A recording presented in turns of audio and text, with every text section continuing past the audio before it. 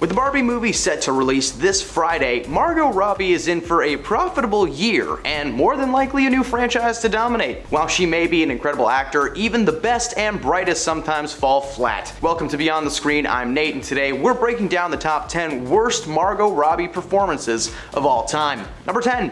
Tarzan. That's right, I bet you all completely forgot about this master flop that was released in 2016. The Legend of Tarzan was meant to be a retelling of the classic story of the man raised by apes. Alexander Skarsgård was cast as the titular Tarzan alongside Hollywood heavyweights Samuel L. Jackson, Christoph Waltz, and of course, Margot Robbie. Who do you think she played? I'll give you a hint, it's the only female character in the story. Margot played Tarzan's love interest, Jane Porter, and while the film is a slow, gray blob of a movie overall, Margot's performance as Jane did not help that situation. She was stiff, and it felt like she had just read her lines off of a cue card before stepping in front of the camera. While most actors involved felt like they wanted to be anywhere else, Margot was especially done with the project, as showcased by her non-existent chemistry with Tarzan. Whenever they're together in a scene, I swear you can see them counting down the moments in their eyes. The film is currently sitting at a 35% on Rotten Tomatoes, which is somehow the most respected film review site despite having the grossest name ever. What, were squished bananas taken? Welcome to Moldy Strawberries. Here's our review of The Notebook. Number 9. Whiskey Tango Foxtrot. Whiskey Tango Foxtrot is a dramedy starring Tina Fey based on the true life story of Kim Barker, a woman tasked with reporting on the situation in Afghanistan in 2003 for 3 months, leaving behind her cushy desk job and boyfriend at home. The film received mixed reviews, but to the surprise of nobody at all, Tina delivered an incredible performance that engaged the audience and brought levity to the tragedy. Margot played real-life friend and fellow Western correspondent Tanya Vanderpool. Adopting her natural Australian accent for the role, Margot isn't necessarily a bad actor, she just isn't acting. Her character is very similar to her real-life persona, so much so that she had basically no reason to prep for the project apart from learning her lines for the day. She played the character as if she had just wandered on set one day accidentally and someone was just like, hey, Margot Robbie's on the set, film it!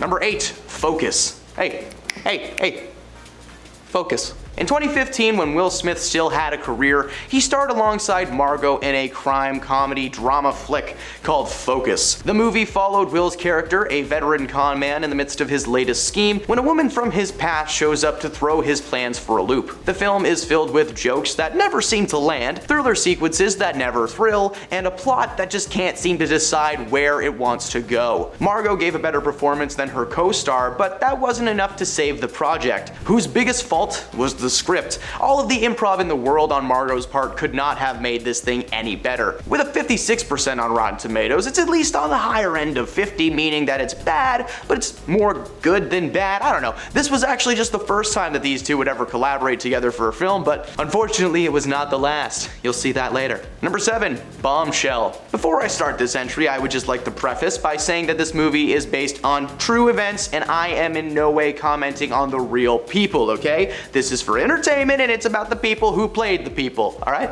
Leg out. Bombshell is one of the few movies on this list that has a rather high critic review score. The movie is currently sitting at a 64%, but that doesn't mean that Margot did a good job, right? It follows the provocative, real story of 3 whip-smart, ambitious, strong women who anchored one of the most powerful news networks in the world, becoming headlines themselves when they risk everything to stand up to the man who made them famous. The evil man of the movie was played by John Lithgow, who was best known for being a comedic performer in the popular sitcom Third Rock from the Sun. His presence as the antagonist of the film was enough to throw people off, but Margot was arguably the weaker of the 3 main stars. She had to compete with Nicole Kidman and Charlize Theron in the leading roles, sharing screen time with some of the busiest women in Hollywood. While she wasn't nearly as bad as some of her other roles on this list, it was most likely her attempt to be equal to the ladies that she was with that made her role seem just a little bit off. But hey, I'm just a pasty guy on the internet, what do I know? If you love this movie, take everything I say and just chuck it in a paper shredder. Number 6, The Wolf of Wall Street. Wolf of Wall Street featured one of Leonardo DiCaprio's best performances, and he really should have gotten the Oscar for that, but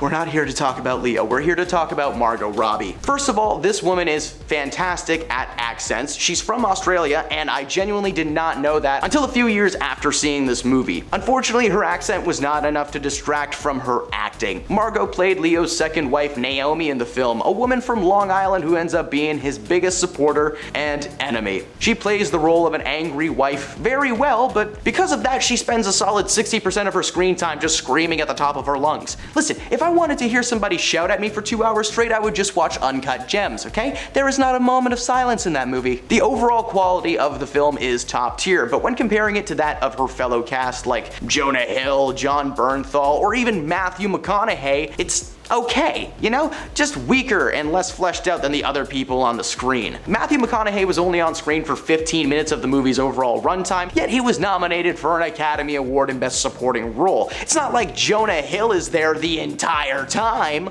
Number 5, About Time. About Time is one of the strangest and most adorable romantic dramas in the last 20 years. The film follows Domhnall Gleeson as Tim, a man who discovers that he has the ability to travel back in time on his 21st birthday, and he uses that ability to make the world a better place for himself by trying to get a girlfriend. But as you may expect, it's not that easy, and wacky shenanigans ensue. Overall, this is a wonderful film filmed with solid acting, a good story, and it's got a stellar cast, with Rachel McAdams starring as the main love interest of the piece. Margot Robbie makes an appearance as his sister's friend Charlotte, who stays with the family one summer, causing Domhnall's character to try and swoon her over and over again. Her acting isn't really bad in this movie, it's just not acting, dude. Margot played the friend who visits the family over the summer break, and Tim's got the hots for her. While she isn't in the movie very long, it feels like this one was a favor to Rachel or one of the producers, because the entire time she's on camera, it's just distracting and we want to see more Rachel. Number 4, Terminal. I don't expect you to ever have heard of this movie despite it sporting one of the most wonderful casts ever, including Mike Myers and Simon Pegg. The project is a film noir taking place in a train terminal in the middle of the night. The story follows 2 male assassins, 1 female, a waitress, a teacher, a janitor, and a crime boss. Add revenge to the entire thing culminates into 2 hours of what is happening right now. I won't spoil the twist of this movie in case anybody wants to actually watch it after this, but what we can talk about is Margot's performance as the leading lady slash waitress, Annie. She spends a majority of the film sitting across from Simon Pegg's teacher character, but we see her character in flashbacks and cutaways that aren't always explained. Like, if you have a hard time following movies at all, this might be a good idea to just steer clear of this one. Her character is strange, on purpose of course. Now I know this is a list of her worst roles, but at this point, I don't care. She was the best part of that movie. The script was decent, not great, and anyone involved other than Margot, Simon, and Mike seemed like they were just phoning in their performance. The whole film was really neat and has a cool twist, but it could have been a 50-minute short film. Like, it was so drawn out and boring, much like the end of this entry, so let's just end it off by summarizing this movie in one word. Number 3, Amsterdam. Amsterdam is a period piece set in the 1930s. It centers around 3 friends who witness a murder, are framed for it, and uncover one of the most outrageous plots in American history. It featured an all-star cast, including the likes of Christian Bale, John David Washington, Anya Taylor-Joy, and of course, Margot Robbie as one of the main 3 suspects. The film was directed by David O. Russell, who's no stranger to the world of Hollywood, having been nominated for 5 Oscars for movies like The Fighter, American Hustle, and Silver Linings Playbook. His style is very present in the movie, while the costumes, set, and style are just on point. It's Margot's performance that's just a little bit off center. Everyone was a little rusty in the film, despite looking like an updated version of Three Stooges or something, but just look at Christian Bale's hair in this movie. He looks like Kramer. He's like, hey, I'm Batman. Margot played the role to the best of her abilities with the material she was given. Unfortunately, that material is thin one ply that rips the moment that it touches anything. Number 2, The Suicide Squad 2016. Now, we do have to specify that I am talking about the 2016 version here and not the remake in 2020, because that is just a masterpiece.